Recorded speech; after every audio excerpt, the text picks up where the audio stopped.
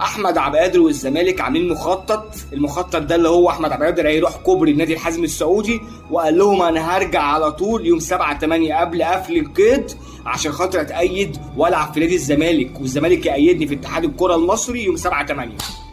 فاكرين ان النادي الاهلي نايم على ودنه ومش عارف ان عمرو الجنايني واحمد عبد القادر متفقين مع بعض.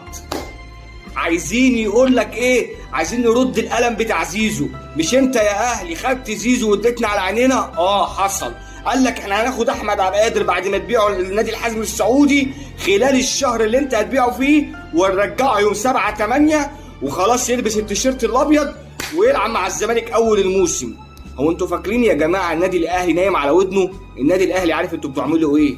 ازاي؟ اقول لك ازاي. احمد عبد القادر قال لهم اروح الحزم السعودي بس هكتب شرط جزائي في العقد. ايه هو الشرط الجزائي؟ قال لهم ان انا من حقي افسخ العقد مقابل ان انا ادفع النص مليون دولار اللي انتوا دفعتوهم للنادي الاهلي. اول ما ادفع الشرط الجزائي اللي هو نص مليون دولار اللي هو قيمه الشراء اللي انتوا دفعتوها للنادي الاهلي، خلاص افسخ العقد وارجع العب في الزمالك وابقى فري. فاكرين النادي الاهلي نايم على ودنه؟ الحزم السعودي قال له لا انا ما اقبلش ان انت تحط شرط جزائي زي كده. قال لك سمعتي ايه قدام النادي الاهلي؟ سمعتي ايه قدام جماهير النادي الاهلي؟ سمعتي ايه قدام العالم كله؟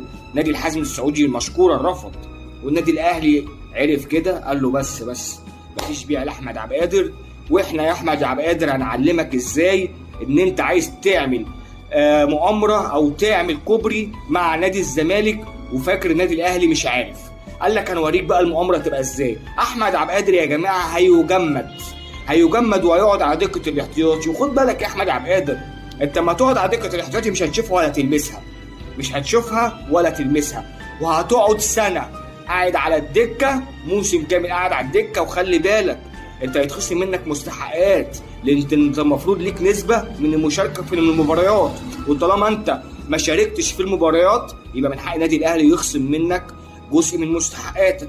وخد بالك يا احمد عبد القادر، انت ما تقعد موسم على الدكه ما بتلعبش، خلاص مين هيشتريك اصلا؟ وخد بالك يا احمد عبد القادر، بعد السنه ما تخلص روح نادي الزمالك، روح نادي الاسماعيلي، روح الاتحاد، روح اي نادي، النادي الاهلي يقول لك براحتك. هو النادي الاهلي اعلنها صراحه، قال لك يا ابن الزمالك لو عايزك ما يجي سكه، يجي دغري يخبط على باب النادي الاهلي او يبعت عرض يقول لهم انا عايز اشتري احمد عبد القادر بكام؟ هيقول له خده يا عم، هيقول له خده. قال لك الحزم السعودي عايز مثلا يدفع نص مليون دولار، ايه يلا بس منها مش تتاكد ولا حاجه. ليه؟ ده النادي الاهلي اللي بيعهولك. يبقى مش صفقه كيد، يبقى مش صفقه ان انت تقول انا برد قلم زيزو. النادي الزمالك مهما